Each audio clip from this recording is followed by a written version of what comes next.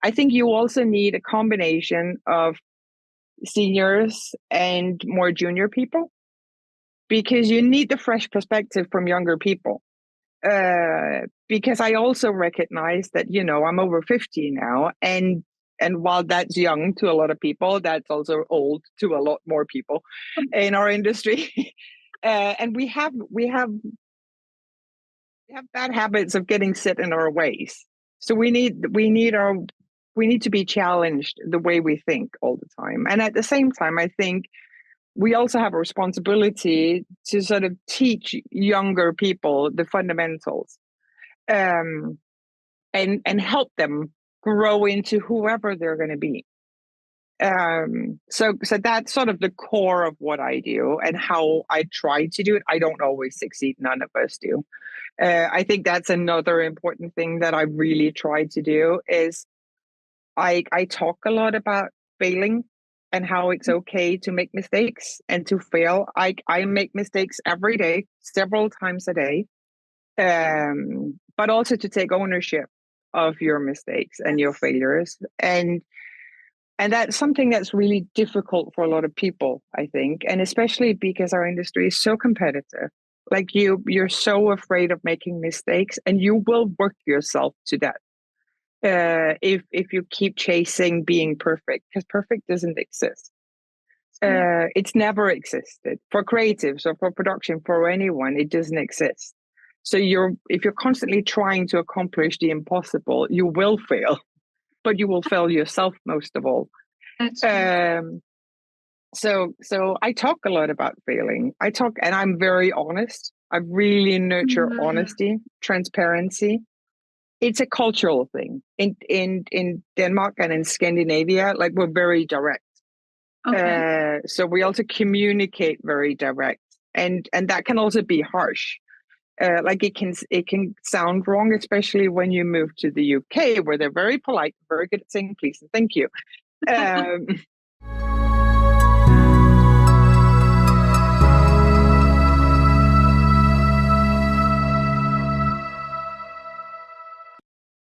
Welcome to Nova Podcast, where we explore the creative minds shaping the media world. I'm your host, Stephanie, and today we have a special guest joining us.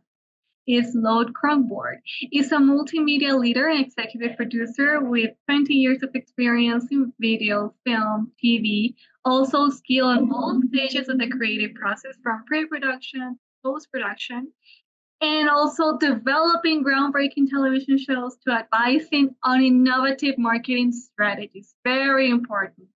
Lotte has a unique perspective on the ever-evolving media landscape. But enough of me. We really want to hear Lotte now. And Lotte, welcome to the show.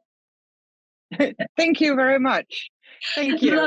Thank you, Lotte, for being here. And please, let's just dive into it.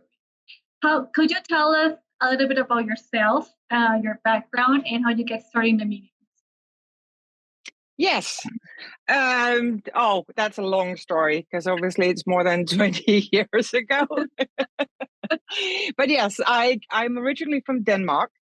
I was actually not educated to work in this industry. I studied Danish literature and multimedia, which is a word that really doesn't exist anymore. But that's how long ago it was. So I came into this industry completely by accident. I had a friend who worked in the industry as a compositor. And when he heard that I was applying for a PhD at university, because that's what I thought I wanted to do, he said, "Oh, you need to go try work in the real world first." And then I randomly got an offer. Like, don't ask me how I did that. I was lucky. I got an offer to work as a production manager. I had no experience. I was still at university. Like, this doesn't happen. And I asked myself so many times since, when I hire people, to remember that when I talk to people, that really remind myself that you don't need the longest CV. You can be great at this, even if you have a very different kind of experience. So yeah, that's how I started. I started out doing commercials, in live action commercials. Okay. And like it was honestly, it was a huge opportunity. And I think my takeaway is also I got an opportunity and I said yes.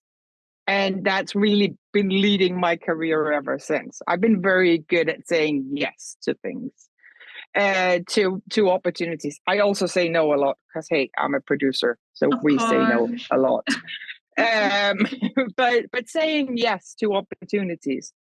So yeah, so I did that, and that was at a small company in Okay. Denmark, where you, as a PM, you had to do everything. That was script to screen. Like you managed the whole process, which was really good learning experience.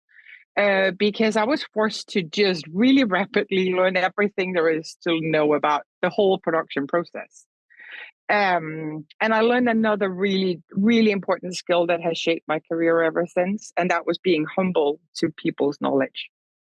I was very fortunate to be surrounded by excellent freelancers and colleagues, and that were highly experienced, and I listened to them. I was very open about what I didn't know, and that my job was to help them succeed in their job. And that's really how I've approached everything since. Um, it's humble is a word that not enough people use in our industry. Yeah. I think we all know the egos, we Mm. all know the big stars, the everything. But actually, also what I found is that some of the people I look up to the most in our industry are also the most humble people. Like they are the ones that are also best at saying thank you, giving their team credit, um, and yeah, just really enabling other people to succeed. And of course, I did it. Well, it's a personality thing, I think, but it's also I was forced to do it because I literally didn't know what I was doing. I was on set shooting as a PM in my second week at the job. Wow. Yes, I still don't know how I did that. There's a long story with that about me taking the bus to the location because I didn't want to bother other people by picking me up. Um, yeah, maybe a little too humble, but so that was my first job, and then obviously I grew in that role, and grew to be a producer and started doing more complicated, more higher end commercials. I started doing also animation at that company, but still only more in the short form space. And then we started doing kids TV, and I just fell in love with kids TV. Oh, Yeah, that was being allowed to tell stories to children and inspire children it's just been a baby for me ever since. Um, so yeah, so I did that for a long time, and I was at the company for 8 years. oh wow. Um, A lot. yeah, that was a really long A lot. time. Yeah. And then eventually I was like, well, maybe I should try something else. Because it's good to get new Yeah, experiences. absolutely. So I got an amazing offer from a different company that was very tiny at the time. I was employee number 11. So also a full service production company. I was hired to be their first PM. And doing commercials, same sort of gig. But that really quickly grew into lots of other things because it was a startup. The startups either grow very fast, very quick, or they don't, and then they Yes, don't exist. yes, that's true. Yeah, and this company worked with Lego, Oh so doing wow. commercials for Lego. Yeah, so I quickly came onto the Lego team, which sort of led me to grow the animation side, and I learned lots of things in that job and had to work across multiple things. Oh yeah. Uh, but that's also where I learned a lot about leadership because we were a Mm. small company and we were growing so fast that sometimes we would hire 5 people in a week. And 5 people is a lot when there's only like 15 or 20 of you. Yes. Uh, so you quickly become part of the leadership team. You learn a lot about business, a lot about growth, a lot about opportunities and expansions, and that was excellent. It was really interesting time in my life. We acquired a VFX company in Copenhagen. We started an animation studio in Bangkok. Like there were loads of things happening, but in the middle of all of this, I also crashed. I took 3 months out because I overworked myself. Oh, I was involved in everything and just completely overworked myself. And I think that's a really important thing to learn, and preferably before you crash, to acknowledge that we are only humans and all yeah, of us are only humans. And those of us that sometimes look like superhumans, because I think people in production tend to often look like superhumans, that we work 80-hour weeks, we know everything, we're in control of everything, we manage multiple people, and we are in charge of everything. We're in charge of other people's daily life. We're in charge of artists and their work life. So I think the whole human aspect of going to work is what I really learned from that experience. And I'll never want anyone to go through that. But at the same time, it's the best thing that ever happened, because it really made me check in with myself and focus on what's really important, what's not important, and also getting better at delegating, having a team, delegating to my teams. Um, and again, trusting people. Like, it's not oh just all yeah, on you, the even when it key. feels like it. Yes. Yes. And especially for anyone that sort of works as producers or production managers or any level of leadership, is the balance between how much you take on and also what's personal and what's your job. I think separating yourself from your job, so not everything you do at work reflects who you are as a person. That's also Um, key. Many, yeah, many young people really are struggling with that. I think it's the when you are get to the 30s and 40s, are like learn lessons that you are doing from the 20s. So yeah, that's true. Though I have a question. You mentioned now you are mentioning that you've been in various areas from animation to live action. What would you say is the most rewarding aspect of the work of your work from that? it's working with other people. It's the teamwork. It is, regardless of whether it's live action or animation. It's the people. It's working with people. Like, you work very different in live action and in animation. Like, live action is faster. It's, you Okay. have to succeed on the day. Like, every Oh, day that you're shooting, you have to succeed, and you can only succeed if you succeed in pre-production.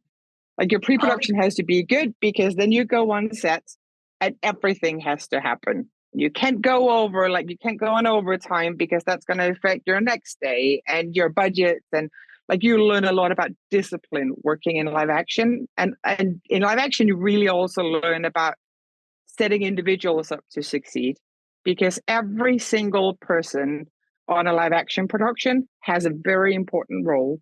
Some people have more responsibilities than others, but everyone has an essential important role, whether you're the painter who's painting a green screen, which you don't anymore, but you did back in the Yeah. days, or you're the runner who's making sure people have coffee or fresh water or whatever your role is. If that doesn't exist, if nobody's bringing coffee to the crew, then everybody's going to get tired. They can't work.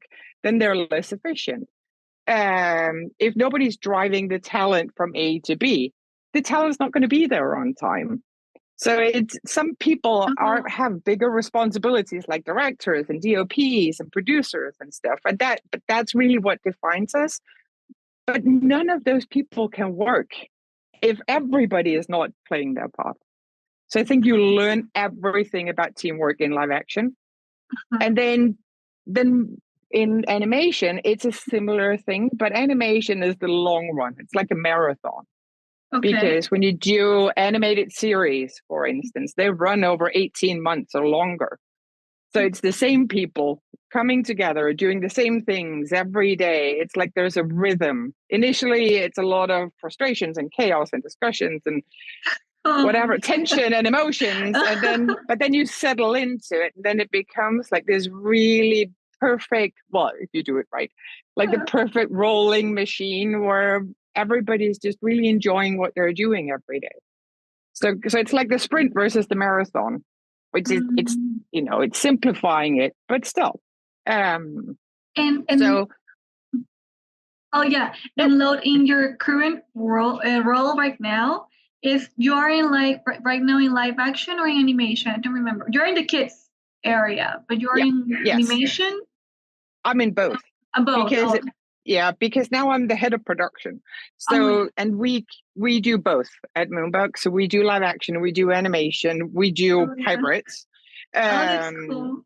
so as a head of production, I no longer have the benefits of the highs of production, because production always has these highs where things come together and everybody's happy. And Oh. so I'm not there when they happen, but I get to see the teams have them.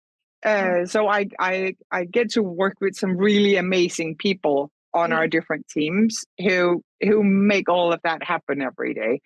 And then I still get to be part of like the fundamental processes of how do we tell these stories? What, we make, but most of our stuff at Moonbug is for toddlers, really, like really young preschool.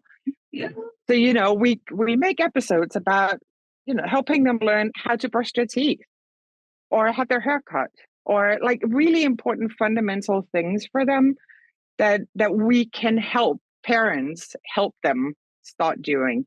Um, and when you think about what you're making that way, you're like, oh my God, what a responsibility that we It's have. a big responsibility. Yeah, that's true. It's huge. It's huge It's because we're huge. helping shape young people. Like That's these are true. tiny humans. That's And true. yeah, And those so early and stages are very critical as they're so critical. So you have to be so considerate and so careful when you do that. And I think that is what I've always loved about doing kids TV, is that you step in at different development stages, and help nurture whatever the learnings could be at that stage. And yes, a lot of it is entertainment, and a lot of it is also used as entertainment, which is fine, but you can learn while being entertained. Like I that's worked at true. Paw Patrol for one at a time, Oh, you know, cool. and Paw Patrol it's a beautiful property because it's teaching so much about friendship and camaraderie and helping each other succeed, and like all those things that are values that are important to me. Um, Totally, so yeah, that's I true. think when you can apply that to your job, that's really wonderful. Beautiful. I just want to say, well, my mom is getting into the kids industry, and it's so nice because she didn't know that she could write. And Oh, it's so beautiful because she loves kids. She is the mom full time, and she's like, she's getting a book done. I think this year or next year in Spanish, oh, and it's so beautiful. It's for kids from 4 years old, and she's doing another oh, one for 0 to 5 years old. So she's very, like, she has this connection with her childhood, placing them in words and expressing to the kids. So I love what you're saying about the kids because I know it's critical, those early stages. And my mom is a great example and inspiration for us as a family because in here, Latin America, families are very unique and very, very like their union is very strong. But yeah, yeah. that's you're right. And Lode, you mentioned about the team collaboration and the high performing team. I really want to know because this role it seems easy, but it's not. So you mentioned the importance of building and leading also high performing teams. What qualities do you look for in team members, and how do you like foster a collaborative and creative as well environment? I know it might be Oh hard. yeah. I know it's hard. Yeah, I'm going to give you the quick answer to that. No, Okay. there is no quick answer to that. There is not. I think it's for me. I I'm very careful about picking people that I think can work together. So actually, the most important qualities are you have to be a team player. This is a team sport. It That's is.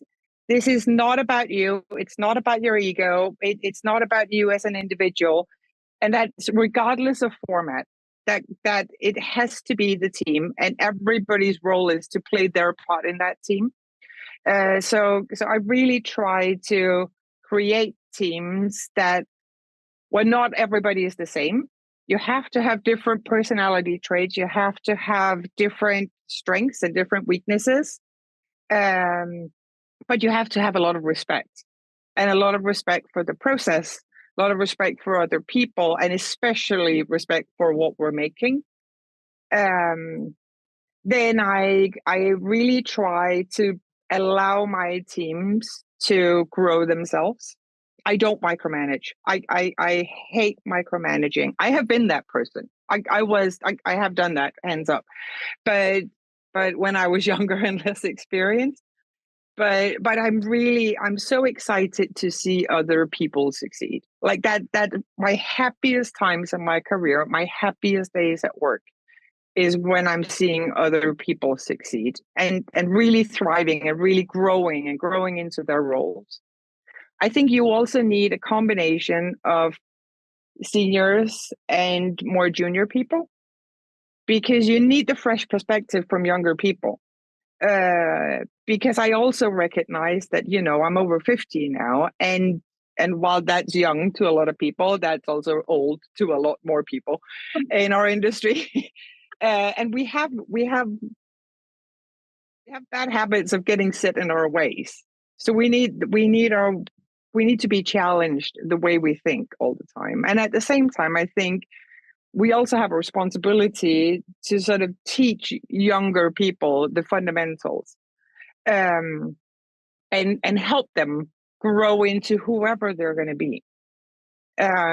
So that's sort of the core of what I do and how I try to do it. I don't always succeed. None of us do.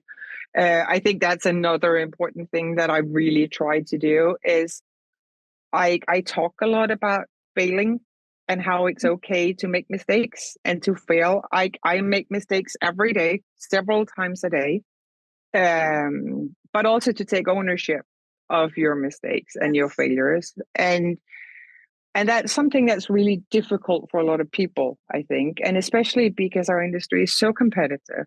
Like you're so afraid of making mistakes, and you will work yourself to death if you keep chasing being perfect, because perfect doesn't exist. It's never existed for creatives or for production, for anyone. It doesn't exist. So if you're constantly trying to accomplish the impossible, you will fail, but you will fail yourself most of all. That's true. So I talk a lot about failing. And I'm very honest. I really nurture honesty, transparency. It's a cultural thing. In Denmark and in Scandinavia, like we're very direct. Okay. So we also communicate very direct, and that can also be harsh. Like it can sound wrong, especially when you move to the UK, where they're very polite, very good at saying please and thank you. So you also have to sort of adapt your style, but at the same time, try to take yourself into what you do and really be yourself and try to show your team that this is also an okay way to do it. And then yes, I love process. I love optimizing. Like if we can make it faster, better, easier, Okay. then the creatives have more time. Then That's we true. Yes. So it's really eliminating all the tedious things, or all the inconsistencies, or where we're spending useless time that's not adding value. So to me, it doesn't matter if my budget is 100,000 or 25 million. Because I can make great things for all of that. Like Yeah. that's not what's driving us. What's driving us is getting the right people together, giving them a clear brief on what the goal is, and then allowing them to go do that. But really helping them understand what it's like to work within boundaries, because regardless of whether your budget is 100,000 or it's 25 million, there are still boundaries. That's true. Getting more money and more time is not going to solve your problem. That's true. That's true. So that's what I try to do. And I don't always succeed. And when I don't succeed, I'm very honest with people, and I apologize a lot, and I tell them where I think my shortcomings are and what I want to do better for them, because I constantly have this perception that my role is like a dual role of getting in front of them, always protecting them. I will protect them like a mother. but also being behind them and making them succeed and not me, and just doing everything I can to help them. I would love to have you, Lotte, on our team. You're so amazing. Okay, yeah. Well, I wasn't like this always. I still fail. I do. And when I was younger, when you're growing into these roles and getting more and more responsibility, you also learn things the hard way. But I've always tried to be fair. I've always tried to be honest, and I've definitely always apologized. Um, and if I haven't, I will apologize to anyone that I didn't apologize to before. But I still have most of the people I've met in my entire career. I still have some level of connection with them, Yeah. which that's what I'm most proud of. Is actually that I've managed to not burn most of my bridges. That's true. Yeah, and you mentioned humble. I think that's the key word to be not only in this industry, in many industries. When you go up and up inside a company, always keep that humbleness in you because people will Yes. see that and people will appreciate that as well. Yeah. Yeah, that's true. Oh yeah, tell me. Do you have something? No, I was just going to say, I think, especially when I was younger and probably also a bit more ambitious, I kept asking myself, like, make it big. Am I good enough to be big? Like, should I go to Hollywood and try to be big, or go whatever? And because you do, like, you measure yourself against other people, and we all do that. And I did that too. And I've actually, as I gotten older, at one point I had to accept that I am too humble to ever do that. I'm too nice. I'm too like that. It's just not my style. So if I was going to go try to pursue that, I would have to be a different person than I am. Because that it requires something else of you. It's not necessarily a bad thing. It just requires something that I am not. And now, as I'm older, I'm really proud that yes, it was never about me winning an award or me being named whatever or me being anything. It was always about somebody else, and that means more to me as a person than anything else. And I think finding your own voice and what really matters to you is such a key part of this. And you don't, I hear these young people that want to, oh, then I have to, what is my next career move? Or what does career progression look like? Or chasing a title or a role or something else. Like, but have you thought about why are you doing that? Some people will just want to be the world's best production coordinator or asset manager or something else. Go be that. We don't all have to have fancy titles or fancy something else. It's be good at the job that you're doing right now. Like, just focus on just doing a good job. Be really good at what you're doing right now, and calm down a bit about focusing about where you're going to go next, because that it's going to defocus you and it's going to take joy away from the moment that you're in right now. And I think it's so much about just, it's tough. What we do is tough. It's hard work. We work long hours. There's a lot of pressure in production. That's where everybody yells at you. Like, all stakeholders yell at you. Broadcasters, financiers, it's bosses, creatives, everybody yells at production constantly. So for you, and you work 24/7. So to survive that, you have to just find moments of happiness. Look at the beauty of it. Remind yourself that yes, you're telling really good stories to kids. You're working with awesome people. And be in that instead of saying, oh, I want to be there next. I need to be there next. We don't all have to do that. And we're not in a rush. It doesn't have to happen fast. I think that's also another point. We're not in a rush. I think time. Yeah. Everybody is like, time is consuming me. I really need to do this and this very fast. And I am this years old and I really need to go through that. But time will be patient. I think that's the word, patient. Yeah. It really is. It's patience. And I think, especially when you're young, it's easy to forget, or you don't know because your perspective is shorter. Yeah. But concerned, and I see it more in the younger generations now than when I was younger. That it seems like we're everybody's trying to focus on being somewhere else than where they are right now. Like, just, yeah, stop, calm down, just be. You'll get there. It's fine. You will get there. If you want to get there, you will get there. But there is no rush, and you put so much pressure on yourself when you're constantly chasing something else. And I think obviously it's easy for me to say because here I am, head of production, and have a long career and making very good money, of course, because I'm in a more senior position. And it's a challenge when you're challenged on finance and on budgets and making ends meet. So of course you want to progress so that you can earn more and have a nicer and safer life and don't have to worry as much. And I do genuinely understand and respect that. But then once you're there, or just at any decent moment, then just stay there for a bit. Then you don't need to rush further on. Having a house, buying fancy cars, doing all of that's not important. Feeling happy, safe, having mental capacity for yourself and your family and your friends, that's important. That's important. Oh, Lord, you're so beautiful. I love that. I love that. Now, I really want to go through a question about more of the media industry.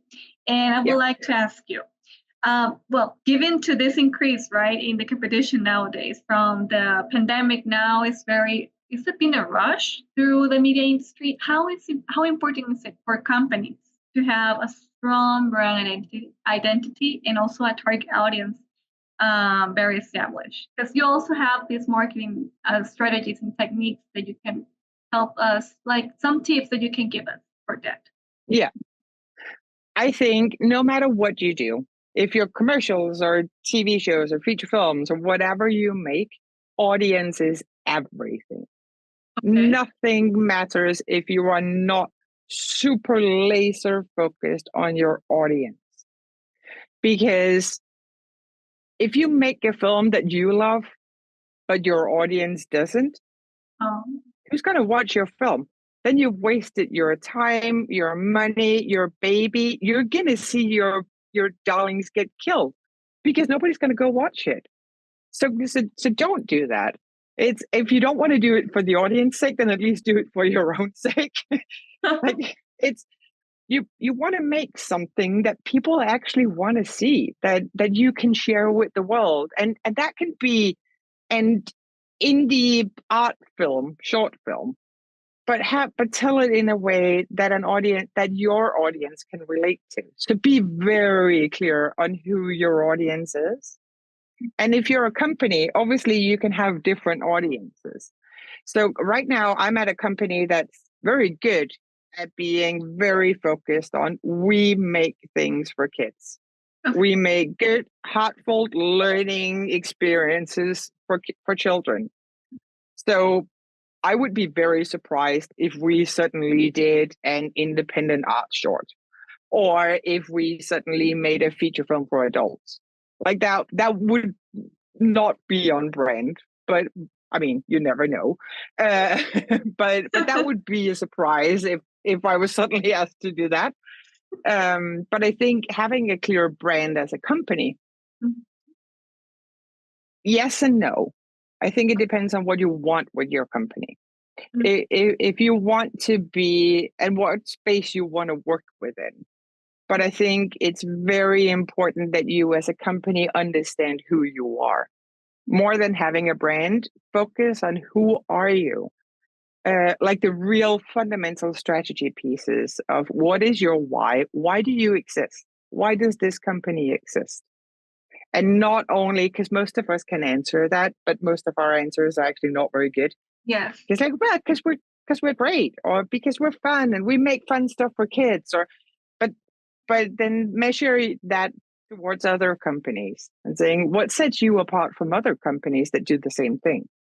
And I think that's where companies like Lego, for instance, are so good at it, because everything at Lego is about play.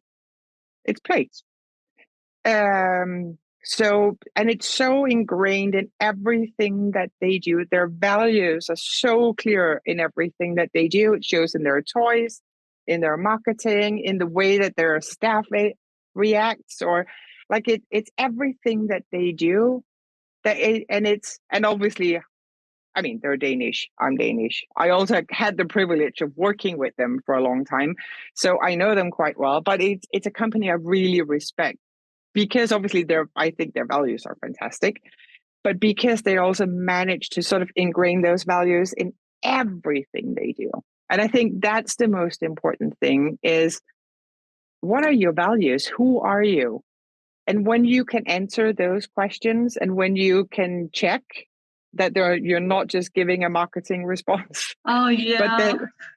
that this is really who you are or who you want to be, then I think that's how you start building your brand. That's what your brand is built on. And then because it's more the clarity of who you are, then it's do I have a clear brand? Oh, So yeah. brand is really just defining who you are. So yeah, I think that is pretty important because this is a trust industry. So we choose partners not just because they're great. We choose partners because we trust them. Because you're putting a lot of money somewhere. Yeah, that's true. It's and if you're a creator and you developed an IP and you're going to choose a company to work with, you're putting your baby in their hands. Like that's literally true. your child. I didn't see it in that way. Yeah, that's true. So you're like, of course, you're going to choose the ones that you trust, and you're not going to trust the ones that are trying to fake it. Like you're only going to trust the ones that are genuine about what they do and actually really can answer who they are, and are following through on those promises. So everyone will tell you that, hey, we're great at 2D, we're great at 3D, some are great at both, and which is always a surprise to people like me. But you can be, but you're like, everybody's great at 2D and 3D. So what are you great at that they're not? Why should I go to you and not the people next door? And those are the things you really need to answer for yourself. But yeah, but you always audience. I will preach. Yeah, I will preach audience from here to eternity. It's all about your audience. Exactly. Also for the books, it's all about the audience for the books, everything that it is. That's true. But that's why we exist. That's why we get to do what we do, is because there are people that actually like what we do. We're making it to service someone. So again, I think it's probably the humbleness in me, but I'm doing this to service you because you kind of seem like it makes you happy if I make this. So I'm going to keep making it for you. Oh, no, it's so beautiful to say it that way. Now, looking more ahead, what trends or developments of the industry are you most excited about? Loads. I think right now for me, it's the real-time rendering thing. I work mainly in animation still, so I'm really excited about the opportunities that we finally have of using technology to also sort of bridge the gap between traditional linear content and games and different forms of storytelling. And I think that these technologies are helping us do that. So I don't have to build all my assets 6 times for 6 different platforms. I can take what I built for a game and I can use it somewhere else. I can also do it faster, which means that I can allow more junior people to try things out because it has less risk. They can do it faster. We can look at it. We can test things out. And we don't always have to go through these big setups. We can put animation in live action much faster, easier. So I think that whole space is definitely what I'm most excited about. No, before you go, I really want you to have like words of inspiration for our audience, because they would like to hear you, and also where they can find you if they have, maybe in LinkedIn, because LinkedIn is more professional. So, but final words from you, please. Well, final words from me is, don't be afraid. Just don't be afraid. There is a world for all of us. There's a way forward for all of us, and find good people. Always choose good people over anything. Project doesn't matter, titles, credits, nothing matters. Good people matter. So always choose good people. And then yes, don't rush. You're not in a rush. You'll get there. But I know it's challenging. It's challenging times. It really is. There's so much uncertainty, but there's also a lot of opportunity. So try to focus on the opportunities and come together with good people, and you'll make it happen. Well, thank you so much, Lotte, for joining me today and for sharing your insights as well to our audience. Thank you for saying yes as well. And it's been a pleasure, honestly, to have you do right now. Your words really inspire me. I am 28, and I have a long career just to keep going, keep going. Yeah. Yes, so you do. Thank you so much for having me. Thank you so much. It's really been a pleasure.